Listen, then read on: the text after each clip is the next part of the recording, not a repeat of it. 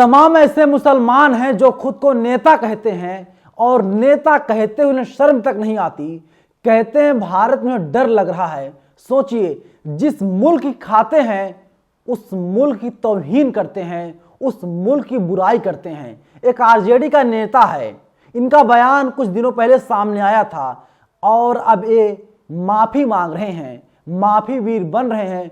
उसी तरीके से माफी वीर बन रहे हैं जिस तरीके से आरएसएस वाले माफी मांगते फिरते रहते हैं।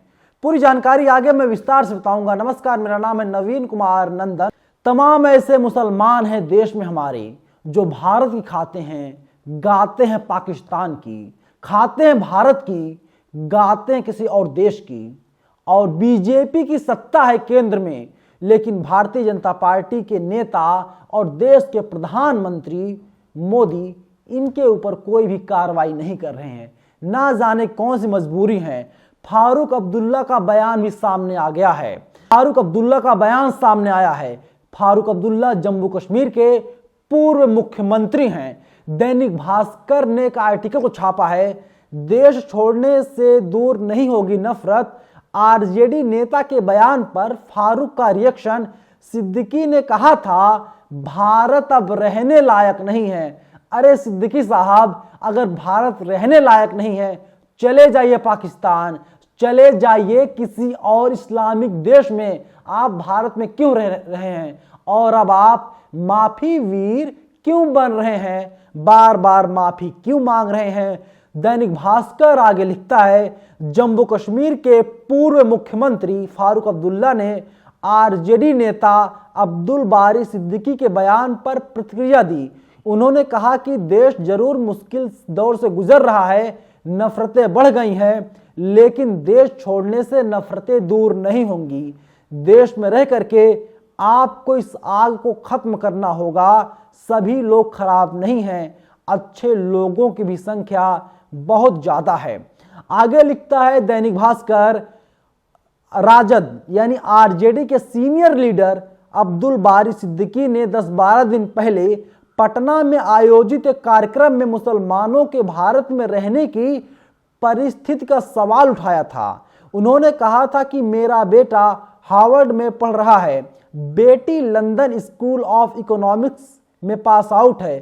सिद्दीकी ने कहा, हमने अपने बेटा और बेटी दोनों से कहा है नौकरी उधर ही कर लो, सिटीजनशिप भी वहां मिले तो ले लो। अब इंडिया में माहौल नहीं रह गया है, तुम लोग झेल नहीं पाओगे और तुम लोग अब भारत ना आओ।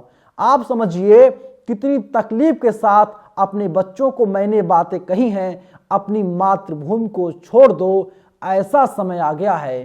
सोचिए, ये मुसलमानों को किस तरीके से धमकाने काम कर रहा है, डराने काम कर रहा है और उदाहरण दे रहा है अपने बेटा और बेटी का।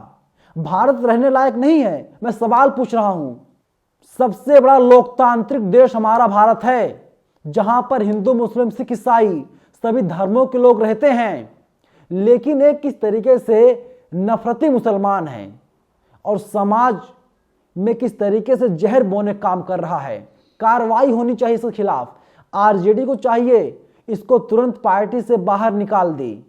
और खुद को एक सीनियर लीडर कहता है, बुजुर्ग हो चुका है व्यक्ति, लेकिन अब माफी मांगता हुआ फिर रहा है। वहीं हिंदुस्तान ने एक आर्टिकल छापा है। अपने इस बयान को लेकर राजद नेता सिद्दीकी भाजपा के निशाने पर आ गए हैं। आम जनों की ओर से भी आलोचना के स्वर उठने लगे हैं। बिहार सरकार के मंत्री मदन सहनी ने भी अब्दुल बारी सिद्दीकी के बयान से असहमत जताई है। उनका कहना है कि सिद्दीकी जी का निजी विचार है, भारत में अमन चैन कायम है और भारत का निवासी होने पर हमें नाज है। बीजेपी ने अब्दुल बारी सिद्दीकी के बयान को मुस्लिम तुष्टीकरण का हथकंडा बताया है। आगामी लोकसभा चुनाव में बीजेपी सिद्दीकी के इस बयान को हथियार बना सकती है।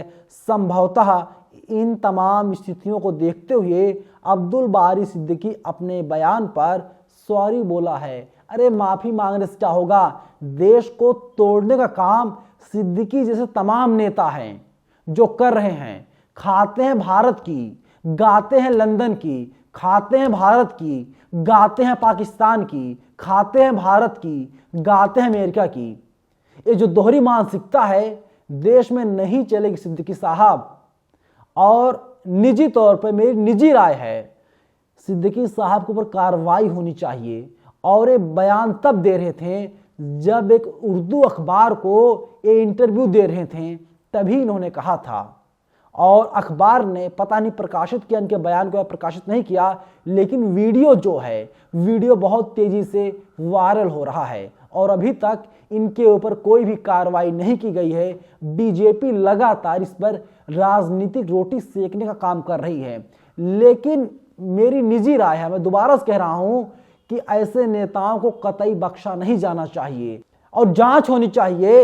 ये आदमी मुसलमानों को क्यों भड़का रहा है, इसके पीछे कहीं कोई और साजिश तो नहीं है। पूरे मामले की जांच होनी चाहिए। आप लोग क्या सोचते हैं? ये व्यक्ति रहता है भारत में, खाता है भारत की, गाता है दूसरे देश की, कहता है अपने बेटे बेटियों से जाओ दूसरे देश, वहां की नागरिकता ले लो, वहीं पर रहो, भारत में ना आओ। क्या दिक्कत है? क्यों डर लगता है इस मुसलमान को? सवाल अपने में बहुत बड़ा है। आप लोग अपनी प्रतिक्रिया कमेंट बॉक्स में जरूर दीजिएगा। क्या ऐसे नेताओं का बहिष्कार होना चाहिए? जो सच है वो सच है, जो झूठ है झूठ है।